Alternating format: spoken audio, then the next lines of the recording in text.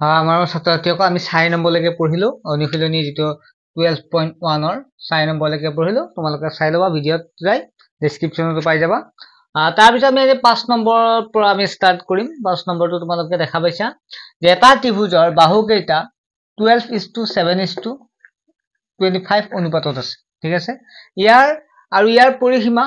540 centimetre 540 centimetre ইয়াৰ পৰিসীমা ইয়াক কৈছে ইয়াৰ পৰিসীমা ইমান দিয়া আছে মই দুবাৰ লেখা গল কথা নাই ইয়াৰ কালি উলিওৱা ঠিক আছে এই কি কৈছে ইয়াৰ কালি উলিওৱা সেন্টিমিটাৰ ইয়াৰ কালি উলিওৱা ঠিক আছে আমি কৰিছো প্ৰশ্ন ঠিক আছে গো প্ৰশ্ন আকৌ চাই লৈছো ওকে এটা ত্ৰিভুজৰ এনেকুৱাকে দিছে ওকে ঠিক আছে ওকে এটা চোৱা ত্ৰিভুজৰ বাহু কেইটা আমাক অনুপাত এটা দিয়া আছে ঠিক আছে এই ত্ৰিভুজটো যি আছে এই ত্ৰিভুজটো অনুপাতত দিয়া আছে কিন্তু আমি ত্ৰিভুজটোৰ কিমান বাহুৰ দিক হেতু দিয়া নাই সেইকাৰণে আমি ধৰি লম ধৰা হল a ইকুৱেল টু ঠিক আছে বাহু কেইটা যেটো ত্ৰিভুজৰ বাহু কেইটা a ইকুৱেল টু 12 আছে নে 12 k বুলি ধৰি লবা b ইকুৱেল টু 17 k ঠিক আছে আৰু c ইকুৱেল টু 25 k বুলি ধৰি লবা ঠিক আছে এতিয়া আমি কি কৰিম যে আমি k ধৰি লৈছো গতে ত্ৰিভুজৰ পৰিসীমাটো দিয়া আছে গতিকে পৰিসীমা কি হ'ব পৰিসীমা ইকুৱেল কিমান দিয়া আছে আমাক দিয়া আছে পৰিসীমা 540 সেন্টিমিটাৰ পৰিসীমা মানে কি ত্ৰিভুজৰ তিনিটা বাহুৰ যোগফলে পৰিসীমা গতে তিনিটা বাহু কি কি আছে 12k plus 17k plus 25k is equal to 540 অৰ্থাৎ আমি জানো যে কি হয় কি পৰিসীমা মানে তিনিটা বাহুৰ যোগফলটো আমি কি পাও পৰিসীমা পাও গতে তিনিটা বাহুৰ যোগফল সমান 540 এটা যোগ কৰা কিমান হ'ব 12 আৰু আমি যোগ কৰিম ইয়াত তোমালোকে কৈছো কিমান 17 12 আৰু 25 পাছে দিয়ে 7 7 14 4 হাতে গ'ল 1 2 1 3 3 1 4 হাতে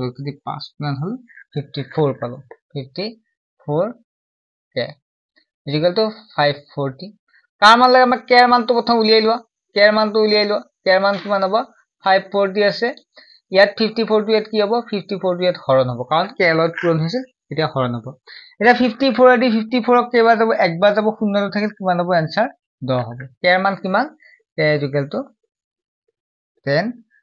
হ'ব ঠিক আছে যদি k ৰ মান 10 পাও তেতিয়াহলে বাহুকেইটাৰ মানো পাই যাম গতে a মান কিমান 12k আছিল গতে a ৰ মান কি কৰিম আমি 12 ৰ k ঠাইত কি কৰিম k মানে কিমান হ'ব 12 ইনটু k ৰ মান 10 গতে কিমান পাম a ৰ মান 120 পাম ঠিক আছে b ৰ মান কিমান আছিল 17k গতে b ইকুৱেল টু কিমান হ'ব 17k k ৰ মান 70 থাকিল k ৰ মান কিমান 10 গতে কিমান হ'ব 170 পাম c মান কিমান হ'ব c মান কিমান দিয়া আছিল 25k আছিল গতিকে 25 লিখিম k ৰ মান কিমান লিখিম 10 লিখিম ইকুৱেল টু 250 পাম ঠিক আছে ইয়ালৈকে ঠিক আছে 250 170 আৰু 120 পাম আমি a মান পালো b মান পালো c মান পালো এটা বাকিখিনি উলিয়াবৰ কাৰণে একেবাৰে সহজ ঠিক আছে বাকি কিটা উলিয়াবৰ কাৰণে একেবাৰে সহজ এতিয়া প্ৰথমতে অৰ্ধ পৰিসীমা উলিয়াইলাম অৰ্ধ পৰিসীমা সূত্ৰটো কি আছিল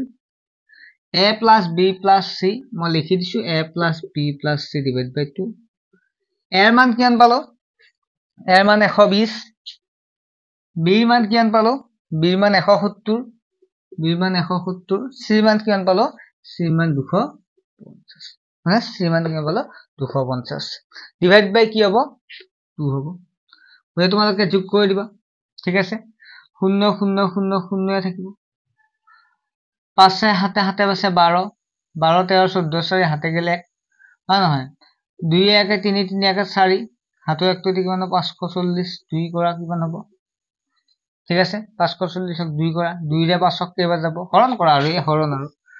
কিমান 54 ক 2 ৰে কৰিব লাগে 0 2 1 গুণ 2 2 2 গুণ 4 1 নামিল 14 হল 2 7 গুণ 14 14 0 টো ওপৰত দিবা 270 গতে কিমান পাবা 270 s ৰ মান কিমান অৰ্থাৎ অৰ্ধ পৰিসীমা মানে s ৰ মান কিমান পালা 270 পালা ঠিক আছে ইয়ালৈকে ঠিক আছে মুছি দিম ঠিক আছে ইয়ালৈকে গতি s ৰ মান 270 পালো এবাৰ এটা কি উলিয়াম কালি উলিয়াম ওকে মানে স্ক্ৰিনশ্বট মাৰি ল'ব পাৰা বা তোমালোকে লিখি ল'ব পাৰা স্কিপ কৰি ভিডিঅটো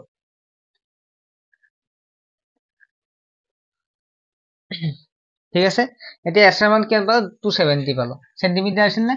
সেন্টিমিটাৰ ওকে কি আছে অনুপাত ইয়াৰ পৰিসীমা সেন্টিমিটাৰ ওকে সেন্টিমিটাৰ লিখিম এতিয়া কালি উলিয়াব লাগিব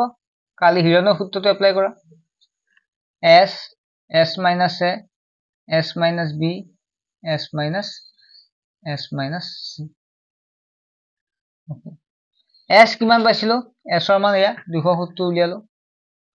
s 270 minus a মানে কিমান আছিল a মানে 100 এঠাইত এব হৈছিল নে 120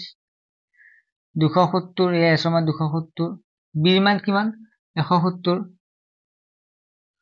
c মান কিমান হ'ব 270 ৰ পৰা c 250 বিট কৰি দিম ওকে এগিটা আমি পাইছিলো এটা তোমালোকে পুৰা প্ৰথম 270 লিখা এতিয়া পূৰণ আছে পূৰণ দিয়া ব্ৰেকেট মানে পূৰণ জানাই তোমালোকে হয় নহয় এতিয়া তোমালোকে কি কৰিবা 270 ৰ পৰা 120 গলে কিমান 270 ৰ পৰা 120 গলে 0 ৰ পৰা 0 গলে 0 7 ৰ পৰা 2 গলে 5 হয় নহয় হয় 2 পৰা 1 গলে 150 হ'ব হয় না 150 ওকে পূৰণ দিয়া 210 ৰ পৰা 270 ন এটো 270 ৰ পৰা 170 গলে 0 ৰ পৰা 0 গলে 0 হয় না 7 ৰ পৰা 7 গলে 0 2 পৰা 1 গলে 1 100 হয় নহয় পূৰণ দিয়া 270 ৰ পৰা 250 গলে কিমান হ'ব 0 ৰ পৰা 0 গলে 0 7 ৰ পৰা 5 গলে 2 2 পৰা 2 গলে 0 20 হ'ব মাত্ৰ ওকে 20 দেখা পাবা 9 যদি আমি 9 যদি কি কৰো 9 কিমান হ'ব 9 3 গুণ যদি কৰো 9 3 27 গতে 0 তো আছে গতে 9 পূৰণ 30 কৰিলে কিমান পাবা 270 পাবা ঠিক আছে 9 30 গুণ কিমান কৰিলে 270 পাবা কাৰণ 27 আছে 9 না 27 0 তো আছে 0 তো লগাই দিবা ঠিক তেনে 150 ক কিমান পাবা 150 ক আমি যদি 5 এদি কৰো 5 এদি কৰিলে কিমান হ'ব 5 3 গুণ 15 গতে 0 আছে 5 30 গুণ 150 পাবা ঠিক আছে নেক্সট 100 কিমানে কবা 100 কিমানে দি কৰিবা আমি যদি কৰো 20 এৰে কেইবাৰ যাব 20 5 গুণ 100 হ'ব হয় না 20 5 গুণ 100 আৰু এফালে কিমান আছে 20 আছে ওকে এতিয়া আৰু এটা তোমালোকে ইয়াত কাম কৰিব পাৰা ইয়াত 3 টো তোমালোকে ভাগ কৰি দিয়া 3 3 গুণ 9 হ'ব ঠিক আছে 3 3 গুণ 3 ভাগ কৰি দিব পাৰা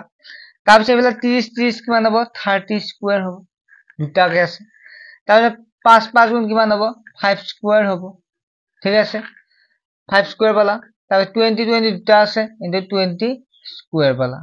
ওকে এটা তোমালোকে এটা কাম কৰিবা 3 পূৰণ 3 মানে কি হ'ব 3 স্কয়াৰ হ'ব 3 স্কয়াৰ মানে 9 এনেকুৱা হয়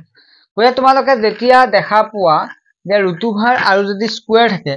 যেটা ক্যান্সেল হয় ৰুট ওভাৰ স্কয়াৰ কি হৈ যায় ক্যান্সেল হয় কি কৰিবা a square root over cancel a square root over cancel a square root over cancel a square root over cancel aura কি থাকিব ৰুট ওভাৰটো সম্পূৰ্ণ নোহোৱা হৈ যাব কিয় নোহোৱাব কাৰণ স্কয়াৰ ৰুট ওভাৰ ক্যান্সেল হয় গতে অকল কি থাকিল 3 থাকিল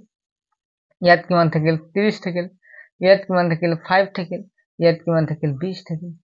ঠিক আছে ইয়াত তোমালোকে পূৰণ কৰা কিমান হ'ব 5 20 গুণ 100 ঠিক আছে 3 3 গুণ 9